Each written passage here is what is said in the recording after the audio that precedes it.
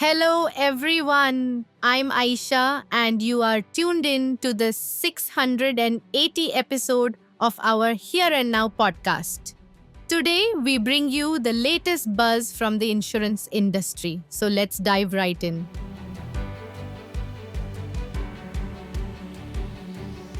Our first story today from NDTV highlights that women's ownership of health insurance in India is steadily rising, though it still trails men. Data shows that women proposers now account for nearly 30% of individual health policies, up from earlier levels, reflecting greater financial independence and awareness.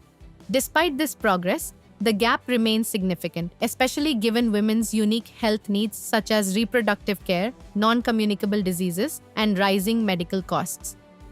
Experts stress that investing in health insurance is crucial for women, not only to safeguard against medical inflation, but also to ensure access to preventive care and specialized treatments. Insurers are gradually responding by offering products that cover maternity, fertility treatments, mental health, and lifestyle-related conditions, but awareness and adoption need to grow further. The report underscores that as women's participation in the workforce and financial decision-making expands, health insurance ownership must become a priority, ensuring long-term security and reducing dependence on family members for healthcare expenses. Our next story today comes from Sakshi. According to a recent survey, the state of women's health insurance coverage in India reveals a worrying gap. While women make up nearly half of the total insured population, only about 20% have adequate coverage to meet the costs of serious illnesses. This means that nearly 80% of women remain financially vulnerable when faced with expensive treatments such as cancer or cardiovascular diseases, as most do not hold policies above 20 lakh rupees. The study points out that although women are increasingly accessing healthcare services, their financial preparedness for medical expenses remains low, leaving them exposed to hardship during emergencies.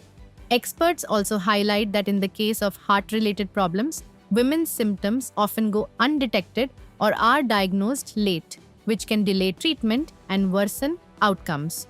The findings underscore the urgent need for women to invest in higher-value health insurance plans that not only cover routine care but also protect against the rising costs of critical illnesses, ensuring both financial security and timely access to treatment. Moving on to our final story from business standard stakeholders, including public sector banks and insurance companies, have urged the Finance Ministry to raise the sum assured under key social security insurance schemes such as the Pradhan Mantri Jeevan Jyoti Bima Yojana and the Pradhan Mantri Suraksha Bima Yojana. With inflationary pressures and rising household vulnerabilities, they argue that current coverage levels under these micro-insurance products are no longer adequate.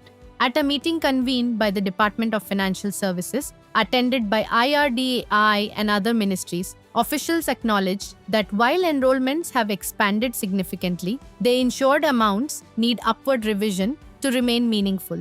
Digital enrollments through the Jan Suraksha portal have streamlined access, but the adequacy of coverage remains a concern. In agriculture, the Pradhan Mantri Fasal Bima Yojana continues to see strong participation, covering 55 million farmers, including 53 million during the Rabi season.